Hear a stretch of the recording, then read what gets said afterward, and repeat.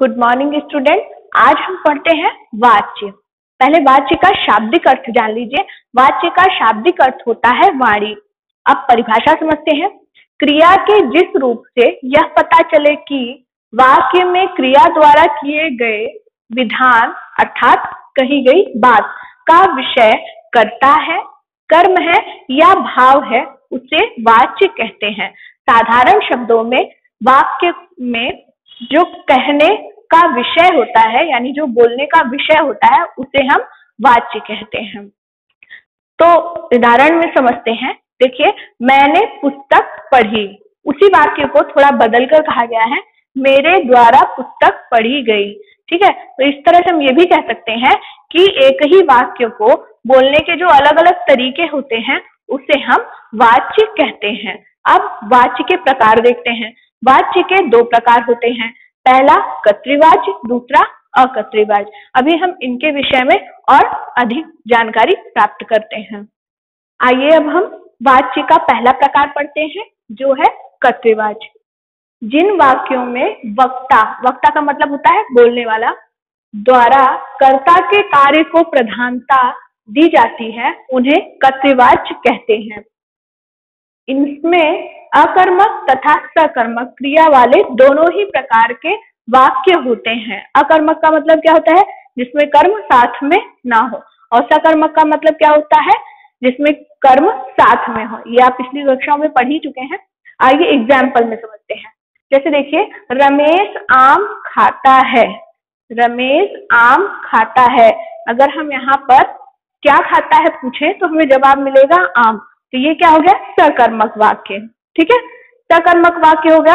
और सकर्मक वाक्य होने के साथ साथ ये क्या है? कर्तृवाच्य वाक्य भी है।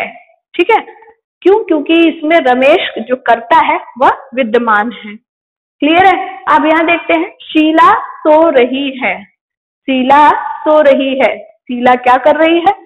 तो सोने का कोई कर्म ऐसा तो है नहीं। यहाँ पर ये क्या है? अकर्मक क्रिया है। अब पहचान देखते हैं कि हम किस तरह से पहचानते हैं कि ये कर्तृवाच्य वाक्य है। क्रिया के साथ कौन या किसने लगाकर प्रश्न करने पर कर्तृवाच्य की पहचान की जाती है। एक एग्जाम्पल देखिए, मनीष पुस्तक पढ़ रहा है। आप जानते हैं कि इसमें क्रिया क्या है? पढ़ रहा है। ये आपकी क्रिया हो गई। इस क्रिया के साथ आपको क्या लगाना है? कौन लगा दीजिए या तो किसने लगा दीजिए। तो यहाँ पर मैंने कौन लगाया है कि कौन पढ़ रहा है। मुझे जवाब मिला मनीष, यानी मुझे कर्ता मिल गया। तो ये क्या है? आपका कर्तृवाच्य वाक्य है। इसी तरह से आपको जितने भी वाक्य मिलेंगे उसमें आप पहले कौन या किससे लगा करके आप जान लीजिएगा कि इसमें वाच्य कौन सा है, कर्तृवाच्य वाक्य है या अन्य कोई वाच्य है। ठीक है, बस इनको ध्यान रखना है, कौन और किसने। तो ये फिर से दोहरा लेते हैं कि कर्तृवाच्य होता क्या है? जिन वाक्यों में वक्ता द्वारा कर्ता के कार्य को, किसके कार्य को? कर्ता के कार्य को प्रधानता दी जाती है उन्हें कर्तृवाच्य कहते हैं। इन वाक्यों में सकर्मक और अकर्मक दोनों ही प्रकार के वाक्य होते हैं। एग्जाम्पल हमने देखा, सकर्मक का कौन सा है? राम आम खाता है। अकर्मक का क्या है? शीला सो रही है। ये आपका अकर्मक हो गया। पहचान के लिए हमने क्या देखा कि हम क्रिया के साथ, किसके साथ? क्रिया के साथ लगाएंगे। ध्यान दीजिएगा, आप पुस्तक के यहाँ पर कर्म है इसके साथ नहीं लगा सकते, आप कर्ता है इसके साथ नहीं लगा सकते, आप सिर्फ किसके साथ लगाएंगे? आप सिर्फ क्रिया के साथ लगाएंगे। तो क्रिया के साथ कौन या किसने लगाकर जब हम प्रश्न करते हैं तो कर्तृवाच्य वाक्य की पहचान हो जाती है। जैसे कि एग्जाम्पल देखा, मनीष पुस्तक पढ़ रहा है। इसमें ये क्रिया थी, हमने इसके साथ कौन लगा दिया, जवाब मिला मनीष। तो ये सिद्ध हो गया कि ये क्या है? कर्तृवाच्य वाक्य है। जैसे मान लीजिए, रामू ने पतंग उड़ाई। रामू ने पतंग उड़ाई, तो पतंग किसने उड़ाई? यहाँ पर जवाब मिलेगा रामू। तो यहाँ पर क्लियर हो जाएगा ये क्या है? कर्तृवाच्य वाक्य है। ठीक है, अब हम आगे अकर्तृवाच्य वाक्य पढ़ते हैं। अब हम पढ़ते हैं वाच्य का दूसरा प्रकार जो है अकर्तृवाच्य। ठीक है, देखते हैं इसमें क्या होता है। जिन वाक्यों में कर्ता के कार्य को प्रधानता न देकर उसे निरस्त किया जाता है उन्हें अकर्तृवाच्य कहते हैं। ठीक है, कर्तृवाच्य में क्या था? हम कर्ता को प्रधानता दे रहे थे। यहाँ पर क्या करना है? कर्ता को प्रधानता नहीं देनी है, तो वहां पर अकर्तृवाच्य हो जाएगा। अब निरस्तीकरण का पहले अर्थ देख लेते हैं। निरस्त का अर्थ यहाँ पर क्या है? किसी कार्य को नकारना, उपेक्षा करना या प्रदर्शित करने का प्रयास करना, जैसे कि कर्ता ने कोई कार्य किया ही ना हो, ऐसी जगहों पर क्या होगा? अकर्तृवाच्य होगा। अब जैसे देखिए एग्जाम्पल में, कन्याओं के द्वारा या से भोजन किया जाता है। कन्याओं के द्वारा या से भोजन किया जाता है। अब इन दोनों में से कोई एक लगा सकते हैं। इसी तरह दूसरे एग्जाम्पल में देखिए क्या है? सुनीता द्वारा गीत गाया जाएगा। सुनीता द्वारा गीत गाया जाएगा। यहाँ पर ये देखिए, ये क्या हो रहा है? यहाँ पर कर्ता प्रधान नहीं है, यहाँ पर कौन प्रधान है? कर्म प्रधान है। पहले वाक्य में कर्म प्रधान है। तो इस तरह से आपको दिख रहा है कि यहाँ पर क्या होगा? अकर्तृवाच्य होगा। जहां पर कर्ता प्रधान ना हो वहां पर अकर्तृवाच्य वाक्य होगा। अब अकर्तृवाच्य के भेद जान लेते हैं। इसके दो भेद होते हैं। कौन कौन से? कर्मवाच्य और भाववाच्य। ठीक है, फिर से एक बार इसको दोहरा लेते हैं कि जिन वाक्यों में कर्ता के कार्य को प्रधानता न देकर उसे निरस्त किया जाता है उन्हें अकर्तृवाच्य वाक्य कहते हैं। निरस्तीकरण का अर्थ क्या है? यहाँ पर किसी कार्य को नकारना, उपेक्षा करना या प्रदर्शित करने का प्रयास करना कि जैसे कर्ता ने वह कार्य किया ही न हो या कर्ता के द्वारा किया ही गया न हो। ठीक है, एग्जाम्पल देख लीजिए कि कन्याओं के द्वारा या से भोजन किया गया है या किया जाता है। यहाँ देखिए सुनीता द्वारा गीत गाया जाएगा। क्लियर है? अब हमने अकर्तृवाच्य के भी दो भेद पढ़े। पहला कौन सा? कर्मवाच्य और भाववाच्य। अब इनके परिभाषा और उदाहरण देखते हैं। अब हम पढ़ते हैं अकर्तृवाच्य के दो भेद। कितने भेद थे? दो। पहला कौन सा है? कर्मवाच्य, दूसरा भाववाच्य। अब हम पहले कर्मवाच्य के बारे में जानते हैं कि कर्मवाच्य में सदैव कर्म प्रधान होता है। सबसे बड़ी बात क्या है इसमें? इसमें कर्म प्रधान होता है। जैसे कि कर्तृवाच्य में क्या था? आपका कर्ता प्रधान था। यहाँ पर क्या है? कर्म प्रधान है। अब आगे देखते हैं, तथा कर्ता गौण होता है। ठीक है, ऐसे वाक्यों में क्रिया सदैव सकर्मक होती है। कैसी होती है? क्रिया सदैव सकर्मक होती है, जो वाक्य में कर्म, लिंग और वचन के अनुसार बदलती रहती है। सकर्मक आपके कर्तृवाच्य में क्या था कि सकर्मक और अकर्मक दोनों तरह के वाक्य थे। यहाँ पर क्या है कि केवल सकर्मक वाक्य है। दूसरी खास बात क्या है कि वो भी किसके अनुसार बदलती है? कर्म के, लिंग और वचन के अनुसार बदल जाती है। आइए एग्जाम्पल देख लेते हैं।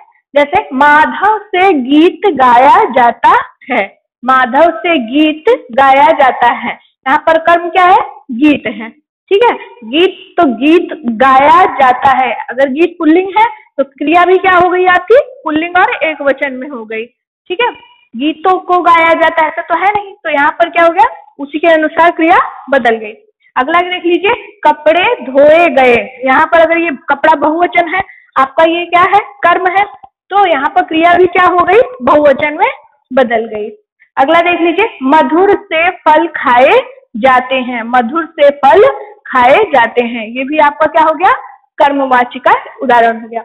अब इसको और देख रहे थे कि पहचानने के लिए हम क्या कर सकते हैं कि क्रिया के साथ क्या, किसको, किसे लगाकर प्रश्न करने पर अगर हमें उत्तर प्राप्त होता है तो हम ये जान जाएंगे कि ये है कर्मवाच्य। ठीक है, क्या लगाना है आपको क्रिया के साथ? क्या, किसको और किसे। ठीक है, जैसे कि माधव से गीत गाया जाता है, यहाँ पर क्रिया क्या है? गाया जाता है। यहाँ अगर हमने प्रश्न किया क्रिया के साथ लगाकर क्या गाया जाता है, जवाब मिला गीत, तो ये क्या हो गया? कर्मवाच्य हो गया। अब इसी तरह से भाववाच्य देखते हैं कि भाववाच्य क्या होता है। भाववाच्य में क्रिया अकर्मक होती है। यहाँ क्या थी? आपकी सकर्मक थी, यहाँ क्या है? अकर्मक है। तथा सदैव अन्य पुरुष, पुल्लिंग और एक वचन में प्रयुक्त होती है। यहाँ देख लीजिए, बाकी चीजों के लिए एक नियम बना दिया है कि यही प्रयुक्त होगा। क्या है कि सदैव अन्य पुरुष में होगी। ऐसा नहीं कि मध्यम पुरुष या प्रथम पुरुष में होगी, अन्य पुरुष में होगी। दूसरी चीज, स्त्रीलिंग नहीं हो सकती, यहाँ क्या होगा, हमेशा पुल्लिंग होगा। और क्या होगा, वचन हमेशा इसका एक वचन बना रहेगा, ऐसा नहीं कि बहुवचन बदल जाए। ठीक है, ऐसे वाक्यों में भाव की प्रधानता होती है। किसकी प्रधानता होती है, भाव की प्रधानता होती है। यहाँ पर आपका क्या था, कर्म की प्रधानता हो रही थी। कर्तृवाच्य में आपका क्या था, कर्ता की प्रधानता हो रही थी। क्लियर है। अच्छा, इस वाक्यों में इस तरह के जो वाक्य होते हैं, कुछ उनकी विशेषताएं ये भी होती है कि ऐसे वाक्यों में कार्य को करने में असमर्थता या विवशता, मजबूरी जताई जाती है। ठीक है, एग्जाम्पल देखते हैं। अब सोया जाए, यहाँ देखिए क्या है, अब सोया जाए, आदेश दे रहा है, आग्रह कर रहा है। इस तरह के वाक्यों में यहाँ पर आग्रह और आदेश का भी उल्लेख आपको मिलेगा। यहाँ देखिए, मुझसे हंसा नहीं जाता, मुझसे हंसा नहीं जाता, यहाँ पर आप देख रहे होंगे असमर्थता दिखाई जा रही है, विवशता देखिए, मुझसे हंसने का काम नहीं हो रहा है। तो यहाँ पर क्या है, आपका भाववाच्य है। आज कहीं घूमा जाए, आज कहीं घूमा जाए, यहाँ पर वो क्या कर रहा है, यहाँ पर भी आपको दिख रहा है कि आग्रह कर रहा है। ठीक है, आज कहीं घूमा जाए, जहां पर आग्रह किया जाए वहां पर भी भाववाच्य होता है। इतना आपको समझ में आ गया होगा। आइए फिर से एक बार दोनों को समझ लेते हैं। कर्मवाच्य, भाववाच्य, क्या है ये, अकर्तृवाच्य के दो भेद हैं। कर्मवाच्य में क्या होता है, सदैव कर्म की प्रधानता होती है, और क्या होता है, इसमें कर्ता हमेशा गौण होता है। ऐसे वाक्यों में क्या होता है, क्रिया सदैव सकर्मक होती है और कर्म के लिंग और वचन के अनुसार बदलती रहती है। कर्म के लिंग और वचन के अनुसार बदलती रहती है। अगर कर्म मान लीजिए पुल्लिंग होगा तो क्रिया भी पुल्लिंग हो जाएगी, और अगर मान लीजिए आपका कर्म स्त्रीलिंग है तो क्रिया भी स्त्रीलिंग हो जाएगी। उसी तरह से वचन भी बदल जाएगा। एग्जाम्पल देखा हमने, माधव से गीत गाया जाता है, माधव से गीत गाया जाता है। अगला एग्जाम्पल देखा हमने, कपड़े धोए गए, यहाँ पर वचन बदला है। यहाँ देखिए, मधुर से फल खाए जाते हैं, यहाँ पे भी वचन ही बदला है। ठीक है, इसको पहचानना हो तो हमें क्या लगाना पड़ता है, क्या, किसको और किसे। अब भाववाच्य देख लेते हैं। भाववाच्य में क्या था, भाववाच्य में क्रिया अकर्मक होती है। क्या होती है, अकर्मक होती है, तथा सदैव अन्य पुरुष, पुल्लिंग और एक वचन में प्रयुक्त होती है। ऐसे वाक्यों में भाव की प्रधानता होती है।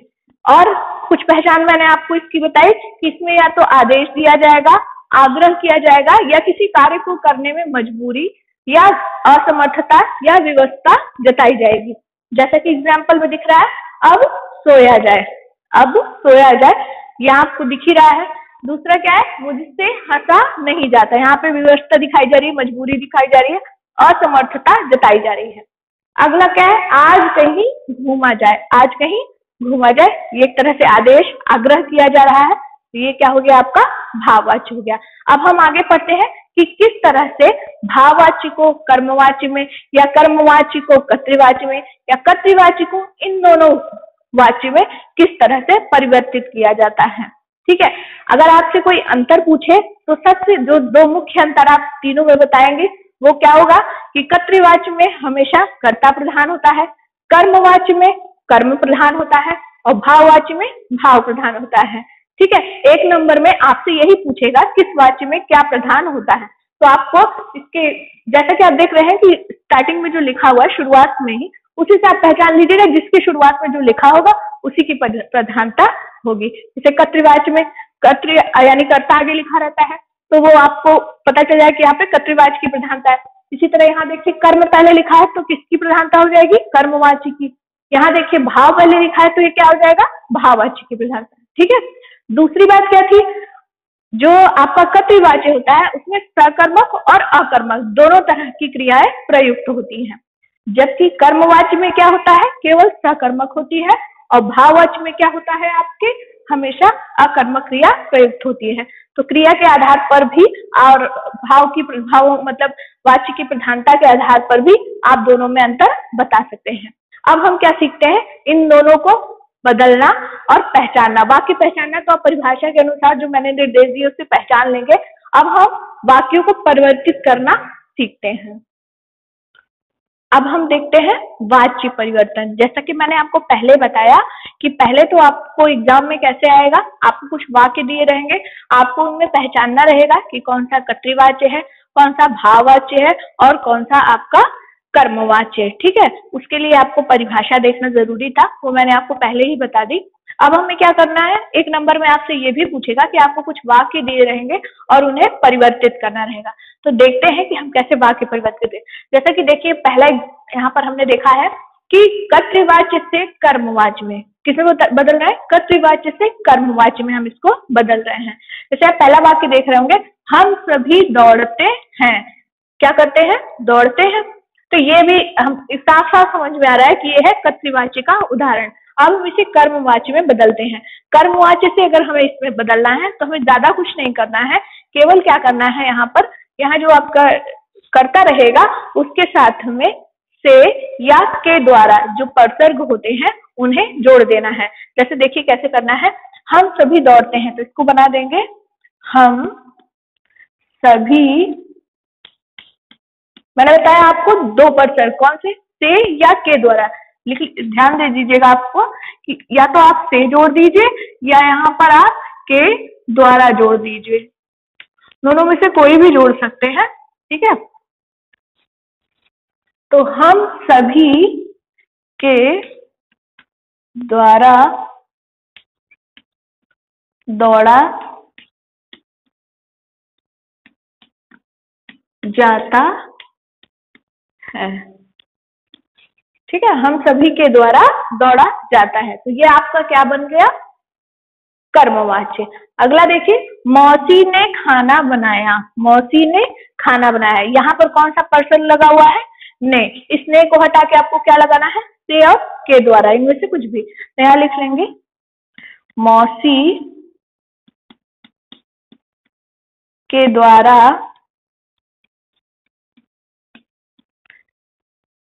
खाना बनाया गया। खाना बनाया गया, ये आपका कर्तृवाच्य में परिवर्तित हो गया। इसी तरह से यहाँ देख लेते हैं, अध्यापक ने आदेश दिया। क्या करना है, जो यहाँ पर मुख्य कर्ता है उसके साथ में आप अगर ने परसर्ग लगा है तो उसे आपको हटा देना है, उसकी जगह पर से या के द्वारा लगा देना। तो यहाँ हटा दे कर हम लिखते हैं, अध्यापक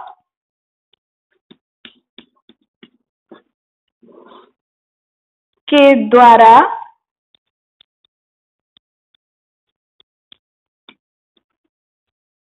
आदेश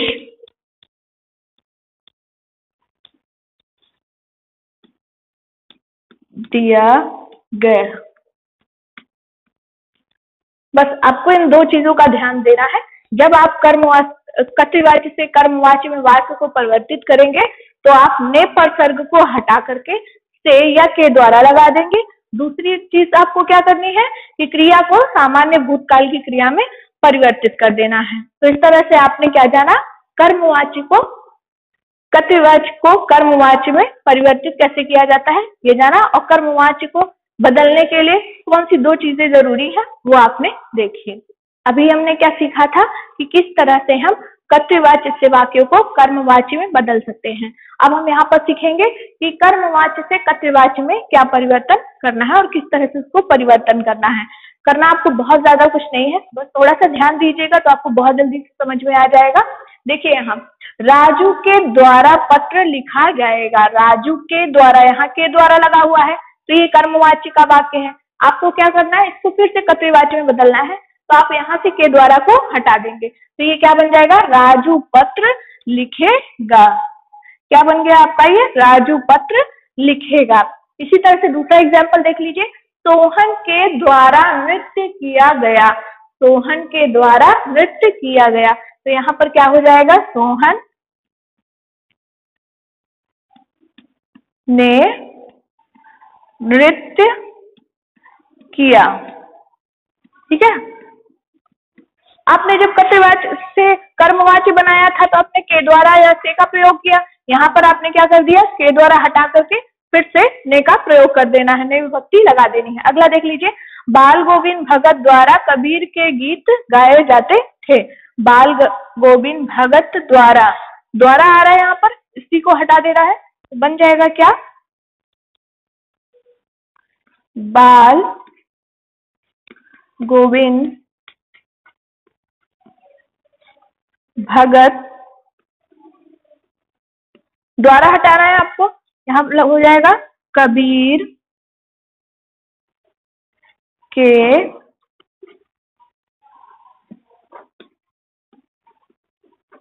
गीतों को गाते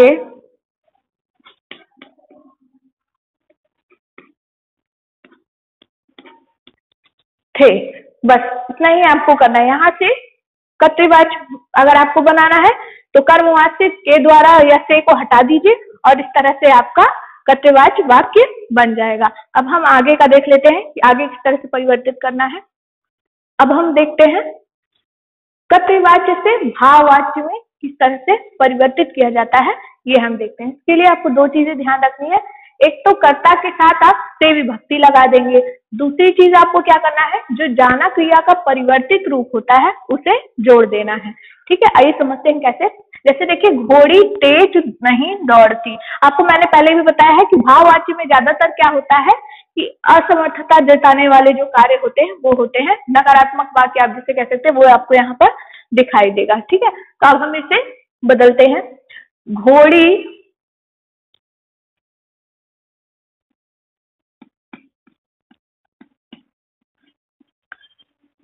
क्या बताया मैंने, से लगा देना है, ये करता है तो यहाँ लगा देंगे इससे।